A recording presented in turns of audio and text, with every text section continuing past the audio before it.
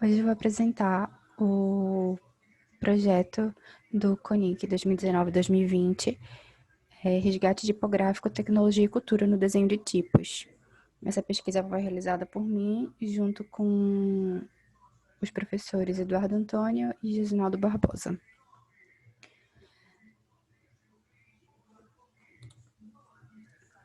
Introdução.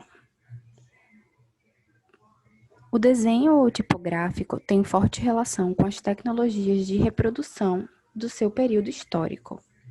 Por isso, o resgate tipográfico, ou revival, é um processo constante de imitação e inovação.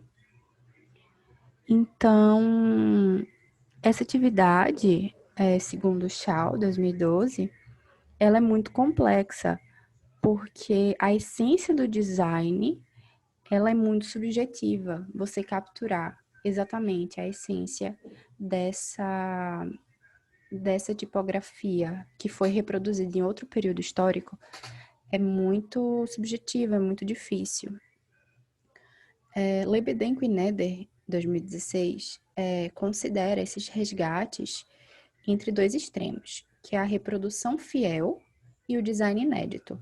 A reprodução fiel é o que nós nos propomos a fazer, que é uma adaptação tecnológica de um design pertencente a um período histórico distante, criado em uma tecnologia ultrapassada. Então, nós pegarmos esse design que foi feito em outra época e adaptar ele para as tecnologias atuais, para serem utilizados nas tecnologias atuais, tipo uma fonte para ser utilizada no computador.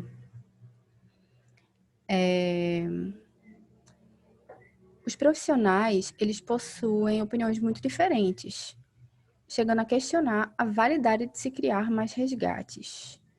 E sobre isso, a gente tem Balius, 2017, que ele defende que a tipografia é a voz da mensagem e é um objeto cultural a serviço da sociedade.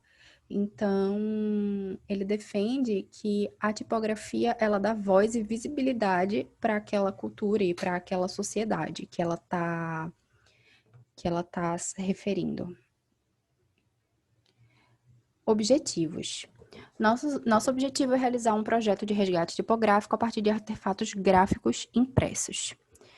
Então, primeiramente, a gente especifica os parâmetros e práticas para realizar um resgate, determina os aspectos históricos, culturais e formas originais da tipografia original, estudamos o desenho da tipografia, digitaliza o desenho por meio da vetorização e finaliza o arquivo da fonte final. Metodologia. Primeiramente, fizemos uma revisão de literatura, lemos textos, artigos e fizemos fichamentos para auxiliar na redação de artigos e do relatório final. Pesquisas em acervos e bibliotecas.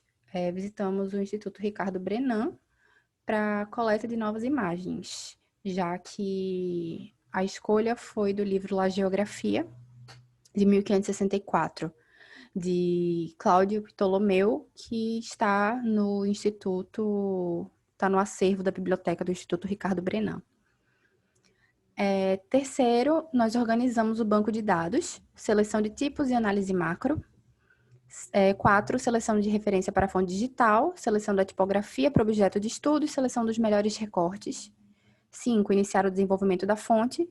Imprimimos letras para decalque, decisões dos detalhes e vetorização. 6, espacejamento e finalização da fonte. Decidir o método de espacejamento e fazer ajustes finais da fonte.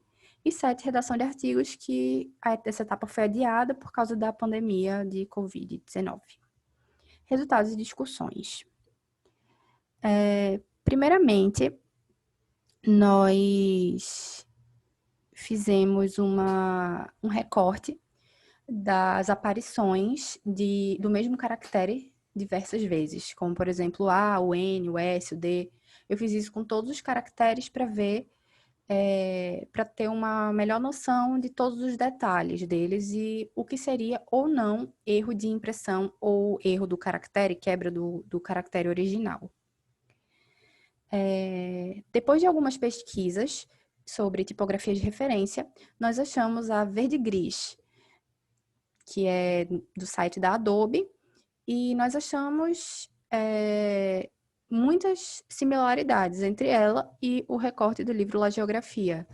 Então, provavelmente, essa tipografia da Adobe, ela foi inspirada em tipografias e em formas desse século que foi, desse período de tempo que o La Geografia foi impresso.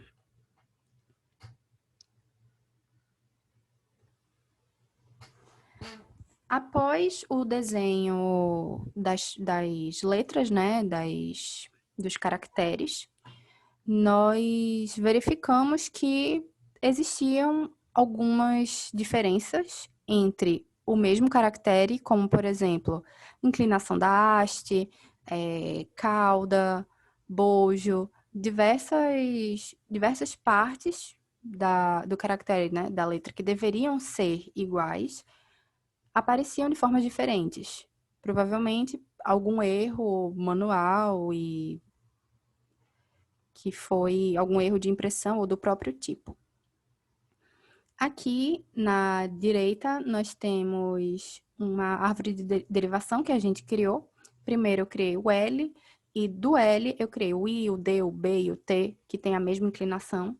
O U foi formado N e o S a gente fez a interrogação.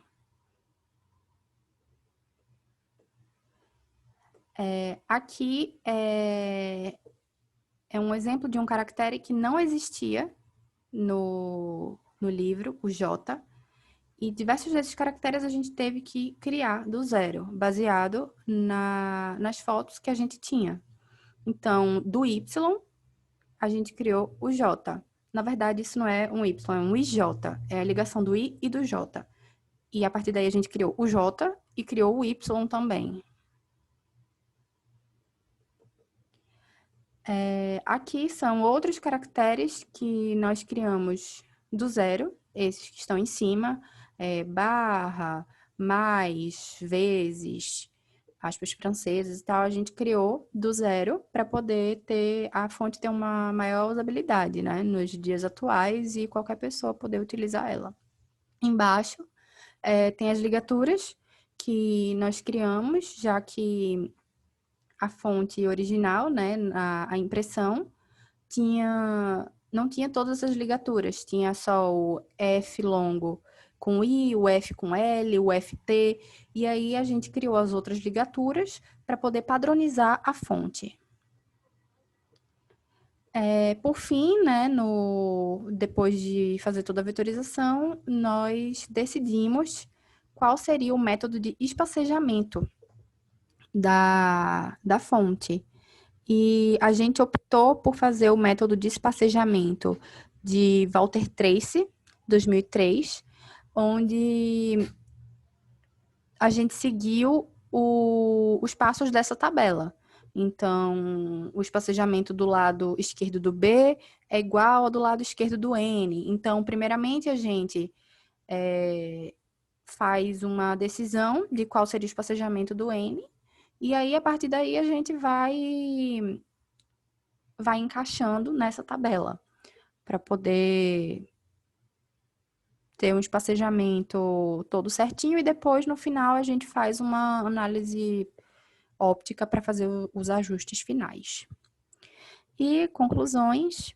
Como resultado, temos uma fonte tipográfica digital em formato OTF, pronta para divulgação e uso. Ela é composta por 150 caracteres e ela pode ser utilizada em diversas línguas latinas, além do português. Para as referências, a gente usou Bayes, reflexão em torno da letra, dele também o valor de la tipografia, Bringhurst, Lebedenko, Adobe Systems Incorporated, que foi de onde nós tiramos a referência. E é isso. Muito obrigada.